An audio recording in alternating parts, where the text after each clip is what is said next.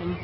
In the last 3 years, it's been astoundingly warm in the entire North Pacific. Basically what happened was the winter of 2013 and 2014 were super mild, and the ocean didn't mix like it normally does, and that left the ocean a lot warmer than usual.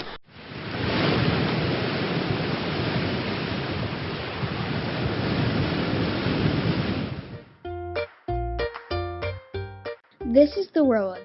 That's you and that's me. The world has the perfect temperature to keep all living things alive and happy. This temperature depends on a balance. The sun's heat goes to Earth to make it warm. The sun's heat bounces back to space to make the Earth cool. When this balance is lost, the climate changes. The Earth's climate has changed many times before. This is called natural climate change. It's caused by volcanic eruptions, changes in the sun's energy, and changes in the Earth's orbit. Greenhouse gases also make the Earth warmer. They trap heat from the sun. Greenhouse gases are like a blanket covering the Earth. It started in the 1700s. Humans started to build more things. We burned coal to make electricity. We burned oil to make our cars and planes move. We use chemicals to make things. We cut down lots of trees. We burn gas to cook food. We dump lots of trash on landfills. We plant a lot more rice. All these things release greenhouse gases. Remember the blanket over the Earth? Because of humans, it got much, much thicker. When I get hot, I sweat. I even get dizzy. Imagine the Earth. Because it's hotter, glaciers and ice sheets are melting. Seas are rising, storms are getting stronger, some places are getting dry, even the sea is getting warmer.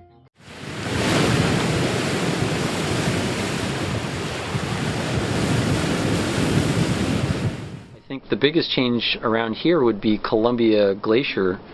It's receded about 20 kilometers in the last 30 years. Columbia Glacier's receded a lot faster than most of the other glaciers in the Sound, though they are all generally receding.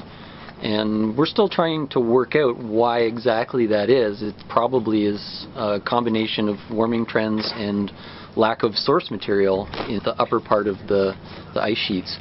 And then when they encounter the ocean, like a tidewater glacier like Columbia does, the ocean is quite a bit warmer, so things can happen very, very quickly.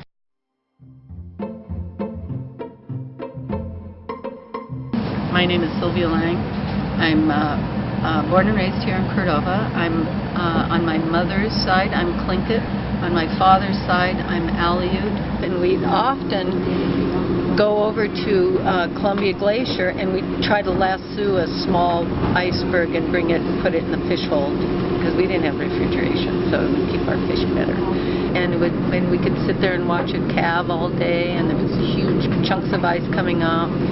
And then the Columbia Glacier retreated at some point, and what used to be kind of a little point that came out of the glacier became an island, and it's miles away from the glacier. It used to be part of that glacier in my lifetime. Yeah, I'm Tori Baker, and I live here in Cordova. I would say in the last 15 years, and we haven't had many ice skating times that we used to have.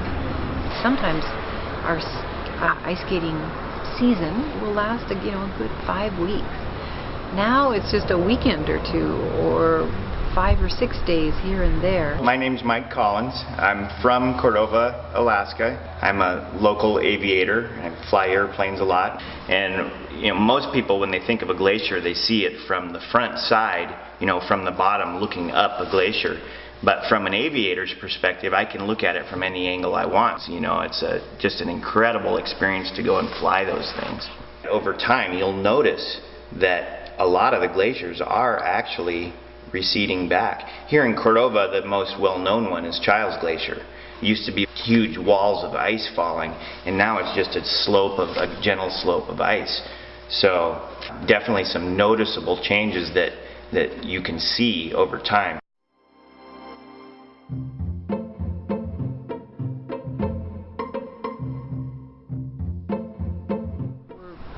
We're managing the relationship of humans to this ecosystem. And the better that we, in a raw sense, understand how this ecosystem is put together, that's really important. Around here, our economy is intimately tied to the fisheries, and the number of salmon that come back is tied to what's going on in the ocean. And that can be things like temperature. Monitoring is very important. For this part of the world, we're kind of the watchers. To know how things are changing, you do need to be watching it fairly closely, especially in a really, really variable place like this.